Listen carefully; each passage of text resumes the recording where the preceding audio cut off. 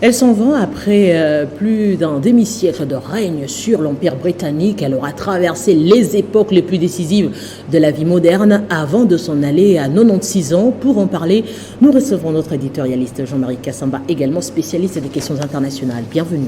Merci. Alors, la grande question, c'est que retenir du règne d'Élisabeth II? C'est une saga, tout simplement. Règne très kilométrique, c'est le mot qu'on puisse dire. 70 ans de règne à la tête de ce royaume, la Grande-Bretagne, avec la ramification que vous connaissez à travers le monde, les Commonwealth.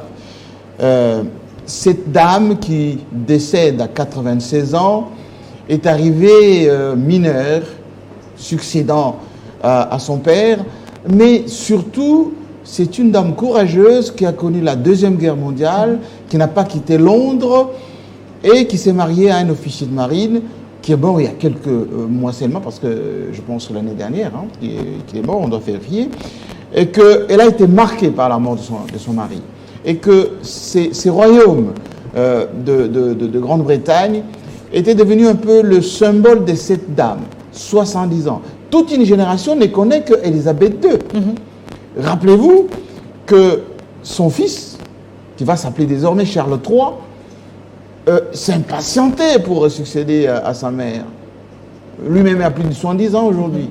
C'est pour dire que aujourd'hui, la Grande-Bretagne non seulement perd sa monarque, mais également les Commonwealth. J'écoutais tout à l'heure Trudeau, le Premier ministre canadien, qui dit que c'était une femme formidable, qu'il n'a jamais aimée toute sa vie. Les Australiens diraient la même chose, mais les Africains, les Zimbabwéens par exemple, ne diront pas la même chose, ou les Kenyans qui font partie du Commonwealth. Le Rwanda a rejoint les Commonwealth. La Grande-Bretagne, c'était une grande puissance industrielle. Aujourd'hui, elle est derrière les États-Unis, qui était une colonie de la Grande-Bretagne. Il faut le rappeler.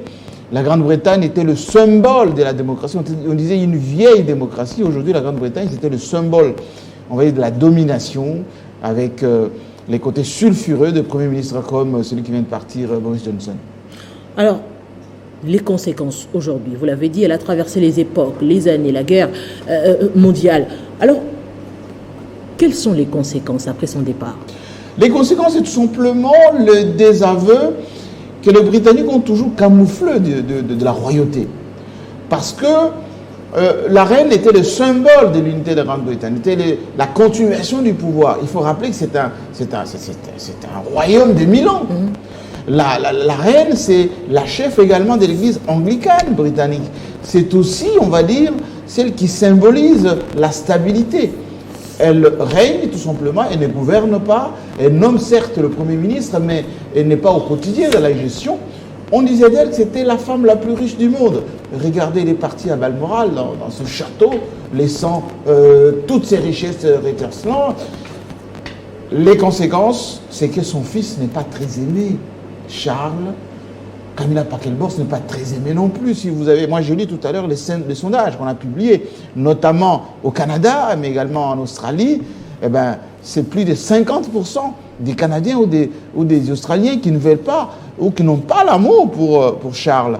Donc ça va être un plus compliqué que Charles puisse maintenir en quelque sorte cette stabilité du Commonwealth, cette stabilité de l'Empire britannique en Grande-Bretagne, avec la crise en ce moment d'ailleurs sur le plan économique, les conséquences de la guerre en Ukraine. C'est l'un des rares pays où il y a en ce moment des grèves, pénurie d'énergie, etc. Après le deuil, ça va être compliqué pour assurer la continuité de la royauté. Certes, la Première ministre l'a dit tout à l'heure, il y a la dévotion des Britanniques pour la royauté. Elle appelle déjà tous les Britanniques à faire le deuil, à se mettre autour de Charles III. Ça va être compliqué parce que l'effervescence, on va dire, de la Grande-Bretagne d'aujourd'hui, du Commonwealth qui est décadent, on va dire comme ça, ça ne va pas être comme dans les années 50, 60, 70, où quand cette autorité morale du Commonwealth s'est déplacée à travers le monde, c'était l'engouement, etc. Ce n'est plus la même chose. La reine est morte d'une manière aussi paisible dans ce château de Balmoral. Ça va être compliqué que les Britanniques soient encore plus requinqués avec Charles III. Alors, Est-ce qu'on peut dire que l'Afrique se sent concernée par ce deuil? Pas suffisamment. Pourquoi? Parce que les Britanniques ont colonisé l'Afrique en lui laissant beaucoup de plumes. Regardez les quelques pays colonisés par la Grande-Bretagne. Le Ghana, par exemple. Le Nigeria, par exemple. Les Zimbabwe, par exemple. Le Kenya, par exemple. Et donc, est-ce que c'est modèle de développement? Parce que la Grande-Bretagne était dans l'Union européenne, ils sont partis il y a à peine quelques temps. Ils n'ont pas impulsé le développement de ces pays anglophones. Il y a comme une espèce de nostalgie de cet empire britannique, mais tous ces pays collaborent aujourd'hui plus avec la Chine qu'avec la Grande-Bretagne. L'Europe est en crise, l'Europe est vieille. Voilà, la vieille dame qui est partie à 96 ans, c'est un peu, je dirais, le temps qui s'est arrêté de la domination, on va dire, grandeur nature, de l'Europe sur l'Afrique. L'Afrique a des yeux tournés plus vers la Chine, vers l'Asie, vers l'Inde. Donc beaucoup d'Africains d'ailleurs vont plus à Dubaï qu'à Londres. Est-ce qu'on peut aujourd'hui penser à une nouvelle image de l'Angleterre après la mort d'Elisabeth II? Ce côté conservateur qui va un tout petit peu changer aussi. Vous savez, avec la mort de Lady Diana, il n'y avait plus l'Angleterre attirante.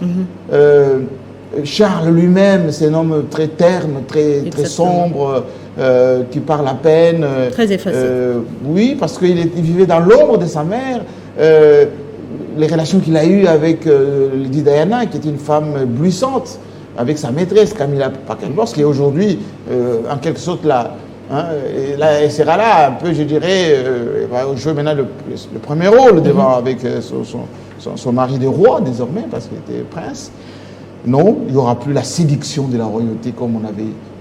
Enfin, nous, dans notre enfance, quand on voyait le maréchal Mobutu dans cette carrosse avec la reine d'Angleterre, cette reine-là, on disait vaut mieux aller à Londres qu'à Paris ou à Bruxelles. Londres avec la pluie, c'est terne quand on y va. On n'a pas envie de trop y rester. Alors, on va parler un tout petit peu de ce côté un peu stylé de la reine. Derrière vous, on voit un chapeau fleuri, en costume un tout petit peu col roulé, sans col, costume sans col. Et c'est cette image également que l'on garde quand même. Elle aimait des couleurs vives, c'est son style. Sa maman était aussi comme ça, parce que vous savez, les Britanniques ont ces côtés un peu provocateurs en termes de style. Elle aimait ça. Une petite dame, elle n'était pas très grande détail, moi je l'ai vu de vrai plus d'une fois. Elle n'était pas une grande dame, elle parlait avec beaucoup des raffinements. D'ailleurs, Mugabe disait souvent qu'il parlait excellemment l'anglais que la reine d'Angleterre. Bon, c'était plutôt la boutade, mais elle aimait ses styles. Vous savez qu'elle avait une façon de porter les chaussures un peu à sa manière. Et quand elle était dans des situations inconfortables, elle avait la manière de porter le sac. Oui. Et la sécurité savait que quand elle changeait la disposition du sac, quand elle pose par terre, ça veut dire qu'elle doit partir. Et elle est allée jusqu'au bout, parce que c'est elle qui a nommé Liz Truss. Avant-hier, à Balmoral, la première ministre est partie le présenter, en fait, l'ancienne, la démission, et puis récupérer le pouvoir. 2 jours après, elle est partie sereinement. Comment dire, la leçon de tout ça, c'est que la vanité de la vie, c'est aussi que ces dames laissent. On disait d'elle la femme la plus riche du monde. On va le voir dans 10 jours exactement, quand les funérailles vont commencer, entre 4 planches recouvertes de drapeau Union Jack, le drapeau de la royauté, et ça va s'arrêter là. Et donc, il faut être un peu humble, ceux qui pensent le pouvoir pour le pouvoir. Voilà, la reine est partie. Vive le roi, Charles III. Merci beaucoup, Jean-Marie Cassandra. Merci à vous. Aimables téléspectateurs, c'est l'heure de prendre le rappel des principaux titres.